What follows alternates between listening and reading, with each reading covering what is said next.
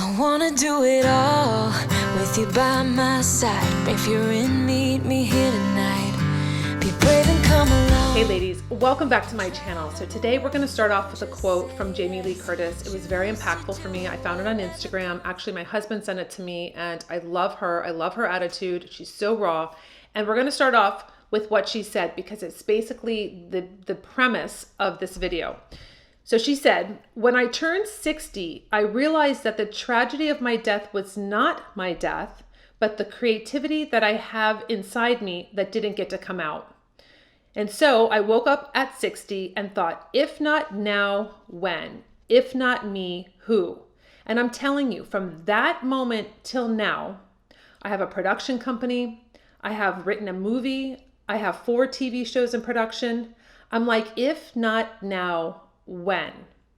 So what are you saying to yourself right now? Like, Monday, I'm going to start the diet. Monday, I'm going to work out. Monday, I'm going to enroll in the class. And you know that Monday never comes. It never comes. I've done it. I've done it so many times. Recently, I had just said, oh, before I'm 50, I'm going to write my second book.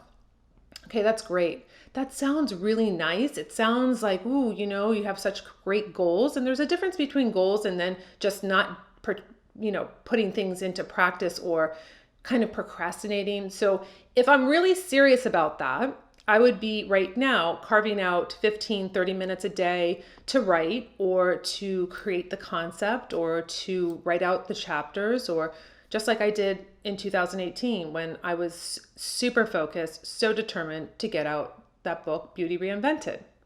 So these are things that I think are so important to our age bracket and what we're doing. I talk a lot about it in makeup. Did you take yourself out of the makeup game for whatever reason you made up, that in your mind and said to yourself over and over and over again? I mean, if you say something to yourself over and over again, whether it's positive or negative, you're going to start to believe it. So it's much easier to buy into the negativity, but you're not pretty, you're old, you have wrinkles, who would think you are beautiful, who would think you're desirable. I mean, those are really easy, like spiraling down the rabbit hole kind of thought process. But if you do that morning and night, and that's what you say to yourself in the mirror, and that's what you believe, then guess what? That's what you're going to believe, and that's what's going to be true in your life. If you flip that and you say to yourself, I am so accomplished, I am so beautiful, do you feel like how much lighter that is to say? I mean, it just even feels better for me to give you this example and not be saying negative things and saying, gosh, I'm such a light. Like my smile's so beautiful, or I've been working on brightening my smile with my toothpaste and it looks so good, or I love this foundation. It's making my skin look really beautiful. Choose what you're going to say to yourself at this stage of the game, because this is it, ladies. It is not a dress rehearsal. I mean, we go through life thinking that, I think that, I wake up and it's like, oh, it's another day, whatever. But you have to be so grateful and so appreciative of each and every day. And what do you want to accomplish in this life? We talk a lot about beauty and skincare and products and everything, but this is really like the grit. This is really the base of everything we build on. How do you talk to yourself? What creativity do you still have inside that you haven't even tapped into? You're 60, you're 70, you're 80s, you're 90. What a gift. I always talk about your gifts, ladies. You have so much talent, so much to offer the world, and why are you hiding it? Why are you not doing it? This is the time to do the art project that you always wanted to do, to paint on the wall, to start the company, whatever it is. Start the blog post. Oh, blog posts are so yesterday, Nikol, whatever. Everybody's on to other things. No, they're not. A lot of people do read blogs. Maybe you want to write a short book. Speaking of short books, I bought a book recently and I wanted to share it with you because I thought you would really enjoy it because it's very short. And this author I bought before. It came up on my Amazon the other day when I was like perusing something and I said, wait a second, I've bought one of her books before, but what was it? What was it? So I went through her books to see the title that I bought, and you'll obviously know that it was so perfect for me. But this is an author. She's in New Zealand, Fiona Ferris. I've tagged some things for you. She has very simple books. I think this is 68 pages. Read it over and over again. Just make yourself feel good with what you're, kind of keeping that that film roll in your mind going of positive things. 100 ways to live a luxurious life on a budget. These are so incredible, these ideas. They're very, very simple. They're fun. They're maybe things that you have done but then forgot about. So I tagged a couple, but the book I bought before of hers, You're Going to Die. Ready for the title? It was called The Peaceful Life. Slowing down, choosing happiness, nurturing your feminine self, and finding sanctuary in your house. I think I read that. It might have been 2019. I read that. I loved it. And I knew that when I saw the title, I said, oh, of course, that was, I'm always trying to slow down. So I picked out a couple things for you. This is number 46. Surround yourself with people who have a positive mindset. I talk about that a lot. It's a very, very important that you do that. Not only are you talking positively to yourself, you surround yourself with people that are positive. The worst thing you can do is be around people that are negative, because guess what? That's what's going to happen. So, the birds of a feather, that's kind of that whole saying. Number 51 is develop a luxurious morning routine. We talk about this. I've showed you different morning routines that you can do. These are simple, easy little rituals that you can implement. And then I picked out another one, make music a part of your life. There is so much therapeutic therapy when it comes to music. Create a playlist. I'm very much into classical music. I have been since I was 12. I was in a band in school and I played the oboe. I was the only oboe player. Double reed, very hard to do. I got lightheaded all the time. So then I switched. I played the oboe for 2 years and then I switched into the flute because it would be a little bit easier. I didn't have to, get dizzy all the time.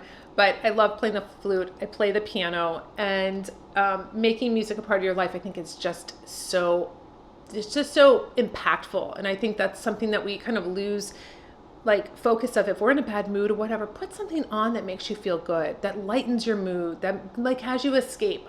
I have been recently helping out in the studio with our holiday 4th of July holiday sale, and I put on Tracy Chapman, and I was actually by myself because I was working late and I wanted to really help out and make sure that you all are getting your orders on time. It's very, very hard when we get a big influx. So I had Tracy Chapman on, which brought me back to, the 80s, 90s, early 90s, and I played it so loud and I was in my whole element, and it just was so great. Then of course, yesterday I was helping out with the team my husband was into, and he's really into music. We put on Candlebox. Listen, I can go from classical to really edgy, which is bizarre, but I like it just for a little bit. And then we put on Fleetwood Mac, we put on the Bee Gees, and it's so it gives you that, it enlightens you. You kind of forget about what's been going on in your mind. I think that music is so therapeutic. And then there is the next one I picked out for you, the feeling of luxury. It says, identify what luxury feels like for you so you can add more of it into your life. So it's not about looking at Instagram and all these people that are just doing things that you think, oh my gosh, I'll never be able to attain that. It's so out of my reach. Figure out what luxury means to you and add more of that into your life. So this is a really great book. It's very simple. You can get it on Amazon. And I've been reading that at night, having my lavender moon milk. I show you that on my Instagram. Actually, I really like it's a blueberry lavender. Got it at Whole Foods. I put it in my Nespresso frother and it froths up, and I just have it before bedtime, and it's so great. Or I'll have they have a golden milk. It's so good too. It has turmeric in it. So I'll list it below. It's a company out of Sonoma, California. And then my other real big point I wanted to talk to you about is I was on a Zoom call recently, and the woman was going on and on about menopause and how terrible it was. And she was really painting this really horrific picture for me. And I was honestly, I was I wanted to cry, because I was this is way too, this is what? No, I don't, that's not going to happen.